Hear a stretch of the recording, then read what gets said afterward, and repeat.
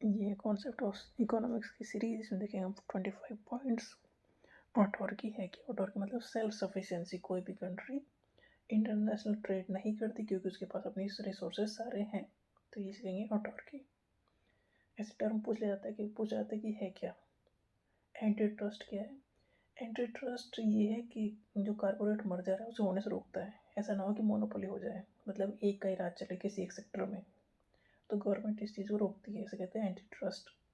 Antitrust means preventing corporate merger and acquisition that would strengthen monopoly, मतलब किसी एक का राज नहीं होना चाहिए, कंपटीशन होना चाहिए मार्केट में। एंजल्स लॉ क्या है? People generally spend a smaller part of their budget on food as their income rises. जैसे इनकम बढ़ेगी तो उसका जो परसेंटेज हम फूड पे खर्च करते हैं वो कम होगा।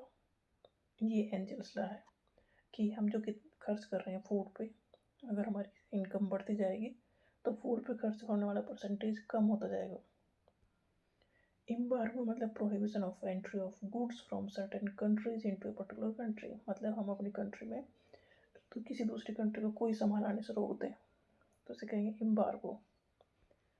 आर्बिट्रेज मतलब earning profit out of the price difference of the same product in different market, मतलब एक मार्केट से हमने सामान उठाया और दूसरी मार्केट में वो महंगा बेच दिया, तो ये आर्बिट्रेज हो गया, मतलब उन्हें प्रॉफिट गेन कर लिया क्योंकि प्राइस डिफरेंस की वजह से।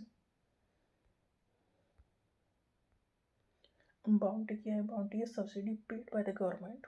सब जो एक्सपोर्ट किया जाता है सामान, अगर उसमें गवर्नमेंट हेल्प करे, सब्सिडी दे, मतलब उससे जो टैक्स वैक्स लेना उससे कम ले या सब्सिडी दे, तो उसे कहेंगे बाउंटी। ये होगा एक्सपोर्ट को बढ़ाने के लिए। एक्सपोर्ट बढ़ेगा तो फॉरेन करेंसी कंट्री में आएगी, तो बाउंटी है वो सब्सिडी जो गवर्नमेंट देती है किसी भी चीज़ के एक्सपोर्ट को बढ़ाने के लिए, तो एक्सपोर्टर को दिया जाएगा। होग साइकिल क्या है? होग साइकिल में किसी भी गुड्स का प्रोडक्शन या तो ज़्यादा हो रहा है या कम हो रहा है, ओवर प्रोडक्शन है या अंडर प्रोडक्शन है। एंड टैरिफ क्या है? टैरिफ है tax impose by the government when an imported goods enter the country. कोई भी सामान हम इम्पोर्ट करके लेके आए, दूसरी कंट्री से लेके आए, तो उसके ऊपर जो टैक्स लगेगा उसे कहेंगे टैरिफ। गिवन गुड्स क्या है? ये वैसे गुड्स हैं जिनकी डिमांड बढ़ती जाएगी जैसे उनके प्राइस बढ़ाए जाएंगे। जैसे कि आटा है, उसे महंगा करो तो और डिमांड बढ़ेगी, इस चक्कर में कहीं ख़त्म ना हो जाए, तो ऐसे सामान को कहेंगे गिवन गुड्स जिनकी डिमांड प्राइस बढ़ने से बढ़ती है। सेल्फ सफिशिएंसी मतलब कंट्री के पास अपने रिसोर्सेज इतने हैं कि खुद का काम वो चला सके।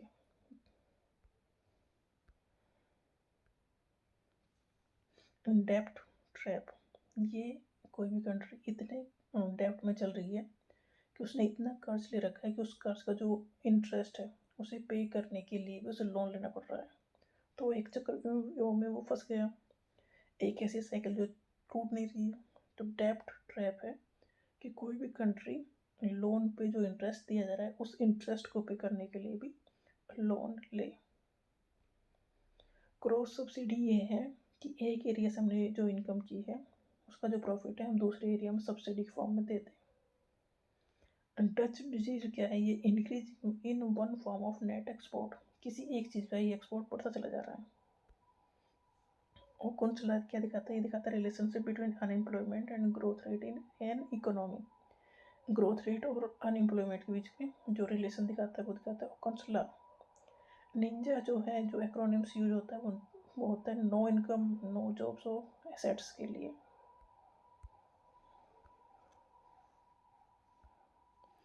ब्राउन फील्ड लोकेशन वो लोकेशन होते हैं जहाँ पर इंडस्ट्री थी उसे डिमोलिश करके नई इंडस्ट्री लगाई गई है, तो उसे कहेंगे brown field location. Green field location वो लोकेशन है जहाँ पर पहले इंडस्ट्री नहीं थी, अब इंडस्ट्री लगाई गई है।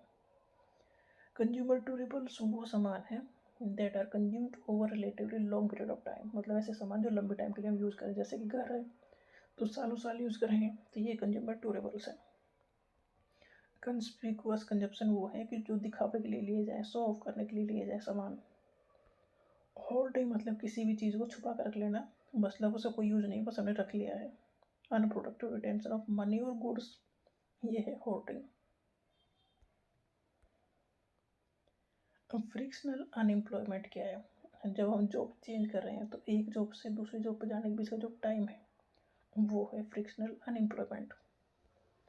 डिस्गाइज्ड अनएम्प्लॉयमेंट है when more people are working than required, जब मतलब ज़्यादा लोग काम कर रहे हैं, ज़रूरत कम की है। जैसे कि फार्मर्स हैं, वो एक खेत में काम कर रहे हैं जिसमें 5 लोग लगे हैं और 2 लोग उस काम को कर सकते हैं, तो ये है डिस्गाइज्ड अनएम्प्लॉयमेंट। रेजिडुअल अनएम्प्लॉयमेंट है कि unemployment of those who remain unemployed, जो फुल एम्प्लॉयमेंट चल रहा है तब भी कोई अनएम्प्लॉयड रह जाए तो उसे कहेंगे रेजिडुअल अनएम्प्लॉयमेंट। टेक्नोलॉजिकल अनएम्प्लॉयमेंट क्या है? जो टेक्नोलॉजी आने की वजह से हो गया, मतलब कुछ चीज़ें ऑटोमेटेड हो गई, जैसे बैंक में कंप्यूटर लग गए, तो उसकी वजह से जो अनएम्प्लॉयमेंट आ गया, तो इसे कहेंगे टेक्नोलॉजिकल अनएम्प्लॉयमेंट। अनएम्प्लॉयमेंट ट्रैप क्या है?